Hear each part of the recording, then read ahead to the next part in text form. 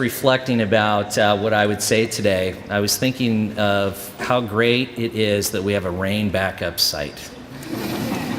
And it reminded me of my experience on Saturday, and thank you, David, for continuing to have a roof on the dome, because that would have been an interesting Saturday if we wouldn't have had a rain backup site.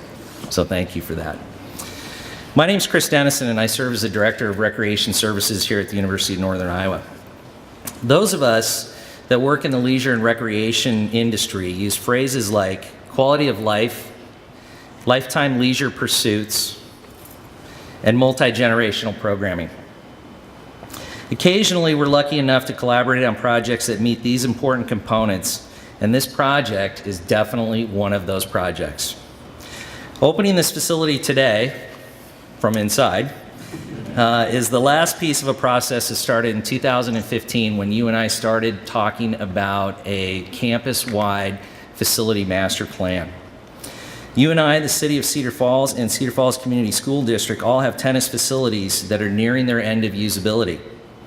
Instead of each agency building their own facility at a cost of over $1 million, these three collaborated on this project. This facility will serve the UNI physical education classes, men's and women's tennis clubs, the women's varsity team, Cedar Falls junior varsity and varsity teams, the City Summer Youth Tennis Program, Cedar Falls Pickleball Club, and community-wide drop-in play.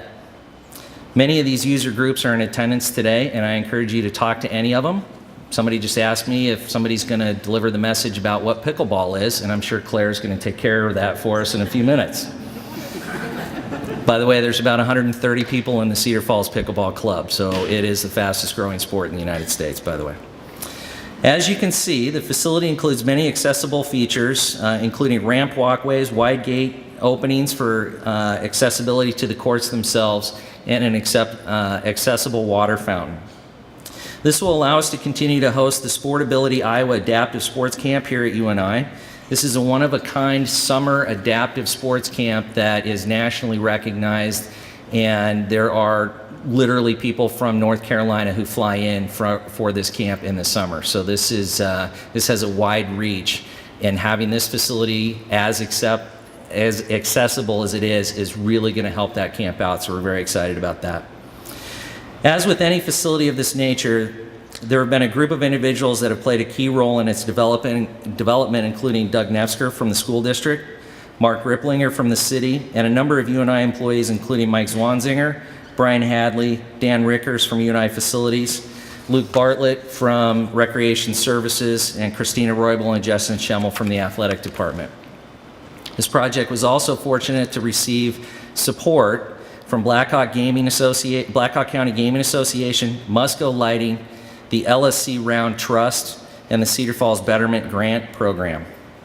We would also like to thank the following companies for their help with this project.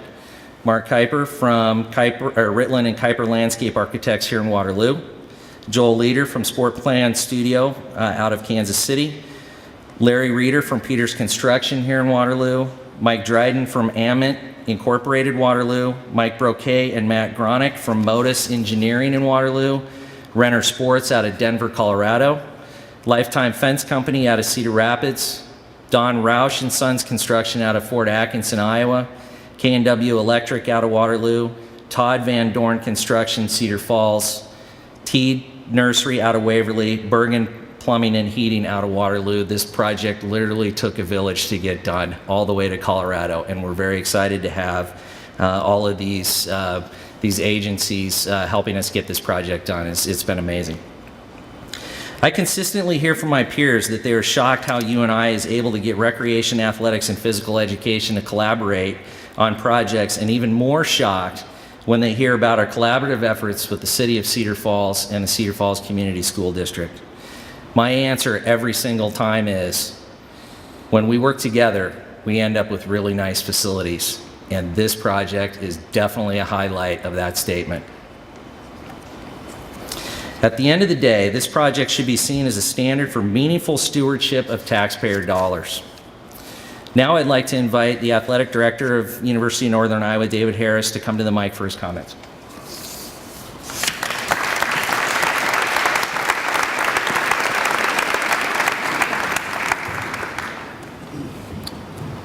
All right, thank you, Chris. Thank you to each and every one of you for being here this afternoon. This is a very special occasion. Today is a celebration of what we believe can be accomplished through cooperation as well as collaboration. These beautiful new tennis courts are a prime example of that spirit of collaboration, and we are incredibly happy to be a part of this partnership. On behalf of the entire university, the athletics department, as well as our student athletes, I want to thank each and every person who was involved in creating the vision for this possibility, securing the funding to make it a reality, and putting in the work to give us this great opportunity. I'm happy for all of us, but I'm especially happy for all of our students who will have a chance to be able to use this facility, as well as our student athletes.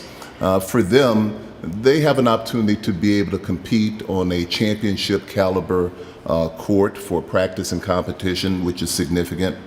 Also, with it being here on campus, giving students an opportunity to be able to come out and support our team will really be critical for us. It gives us the ability to be able to host Missouri Valley Conference team tennis championships, and I believe it just fulfills our responsibility to our student athletes to give them a first-class facility. So for our students all over campus, as well as our student athletes, I think this is a phenomenal thing for them, a great partnership for which they get the primary benefit. Much like Chris, I would thank many of the same people, but specifically our university and our president, Dr. Mark Nook, for his leadership, and Senior Vice President Michael Hager. I'd like to thank Mayor Jim Brown on behalf of the City of Cedar Falls, as well as Superintendent Andy Petit. All of you providing the leadership for this is why something like this is able to come together. I know that many of us put in work to be able to get it done, but we couldn't do it without your cooperation and leadership, so thank you very much. Ultimately, as Chris said, we had financial contributors who were a big part of this: Black Hawk Gaming Association, Cedar Falls Community Foundation, the Tourism and Visitors Bureau, as well as Musco Lighting. And then many people who worked together for a number of months to be able to bring this project into reality, including Chris, Hillary Oberly, Brian Hadley, Dan Ritkers, Mark Riplinger, Doug Nefsker, Steve Gerhardt, Justin Schimmel, and Christina Roybal, as well as our architect, Mark Kuiper. All of you came together to give us something that we can all be proud of. One thing that you discover working in athletics and participating in athletics is that everyone plays a significant role in any team effort.